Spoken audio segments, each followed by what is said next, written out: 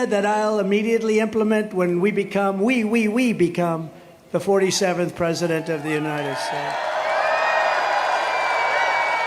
Before I even arrive at the Oval Office, shortly after I win the presidency, because of you, I will have the horrible war between Russia and Ukraine settled. I'll get it done in 24 hours. I know them both very well. Zelensky and Putin, I'll get it solved very, very quickly. Should have never started, should never have started. All of those people that have been killed would be alive today. All of those cities that are just absolutely demolished would be up, would be prosperous. I am the only candidate who can make this promise, and the promise is I will prevent World War III. Nobody else is going to be able to do it. I will totally obliterate the deep state. We will find the globalists, warmongers, and the bureaucrats who have weaponized our justice system, and we will escort them from federal buildings. We're going to get them the hell out of government. I will end the disaster known as Bidenomics. He doesn't even know. 2 weeks ago, they used the term. He said, what is that? Now he likes the term, I guess.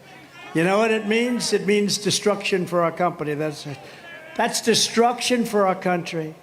We will replace Biden's tax hikes with the beautiful Trump tax cuts. You know, we have to extend the tax cuts. Biggest tax cuts in history.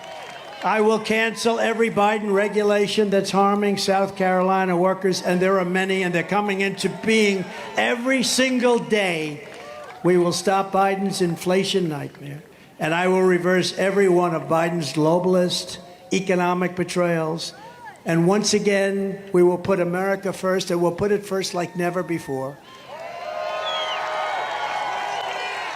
To protect South Carolina workers and manufacturers, I will pass the Trump Reciprocal Trade Act, which I have one vote right here already. And he said to me, gee, that sounds good. You mean one for one? But we had some senators that I don't think either they had a deal made or they didn't understand it. But it's an incredible thing. As an example, if India, China, or another country hits us with a 100% or 200% tariff, any tariff at all, we will hit them with the exact same tariff right back. And they will either withdraw or we're going to take a lot of money in. I mean, we have cases, many cases, and I'm not just talking about China. The European Union is brutal, where they tax us and we don't tax them, and we were all set to do it until we got hit with COVID, then we had other things to do. Unlike Ron DeSanctimonious, who voted to gut Medicare and Social Security and voted 3 times to raise the retirement age to 70, Ron voted to retire. And you deserve that. You know, you deserve what that says. You worked all your life in many cases. Nobody's going to mess around with it. He wanted to raise it to 70. That wasn't the deal.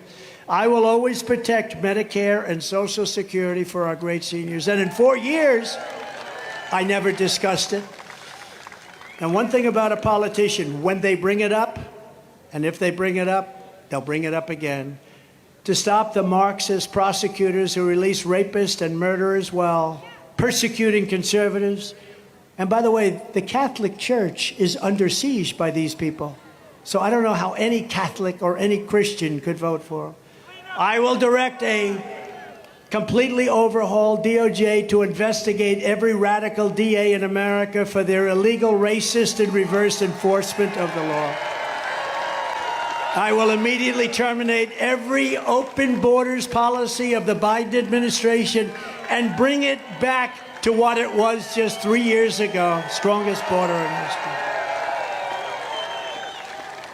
And under Biden, other countries are emptying out their prisons, their mental institutions, and dumping everyone, including terrorists, big scale terrorists, into the USA. Congratulations. A lot of people have asked me for the parody of what we call the snake. Did anyone ever hear the snake? Did you ever hear that? Lindsay, the snake. Marjorie, you've heard it plenty. Does anybody want me to do the snake? Now, you know, it is very hot. It'll take a minute, but it is hot. Who wants the snake? Who doesn't want the snake? Nobody. Let's go. So this is, I don't really need it, actually. I don't really need it. We remember things pretty well. But this is about our border. This is about what's happening. This is about the treachery of what's happening on our border and the people that are coming in. And countries aren't sending their best. They're sending people that are, as you know, and as I said, in jails and mental institutions, insane asylums. It's a horrible thing that's happening. And I believe the real number is going to be 15 million people by the end of this year, Henry, so it's going to be terrible. On her way to work one morning, down the path along the lake, a tender-hearted woman saw a poor, half-frozen snake. His pretty-colored skin had been all frosted with the dew. "Poor thing," she cried, "I'll take you in, and I'll take care of you. Take me in, O tender woman, take me in for heaven's sake. Take me in, O tender woman," sighed the vicious snake. She wrapped him up all cozy in a comforter of silk and laid him by her fireside with some honey and some milk. She hurried home from work that night, and as soon as she arrived, she found the pretty snake she'd taken had been fully revived. "Take me in, O tender woman. Take me in for heaven's sake. Take me in, O tender woman," sighed the vicious snake. She clutched him to her bosom. "You're so beautiful," she cried. "But if I hadn't brought you in by now, you truly would have died." She stroked his pretty skin again and kissed and held him tight. But instead of saying, "Thank you, ma'am," the snake gave her a vicious bite. "Take me in, O tender woman, take me in for heaven's sake. Take me in, O tender woman," sighed the vicious snake. "I saved you," cried the woman, "and you've bitten me. But why?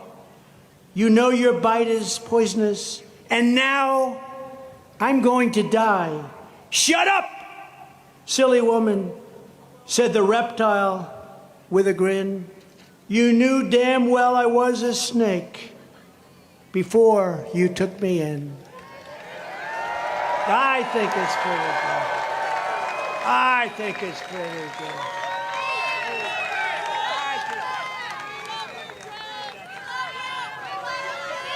Give it to somebody. We'll see it on eBay tonight. 10,000.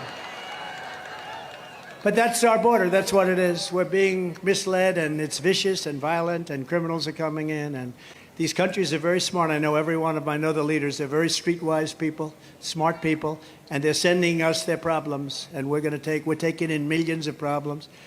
When I'm back in office, following the Eisenhower model, we will use every necessary state, local, federal, and military resource to carry out the largest domestic deportation in American history, starting with the criminals, starting with some very, very bad criminals, many criminals, murderers, many criminals.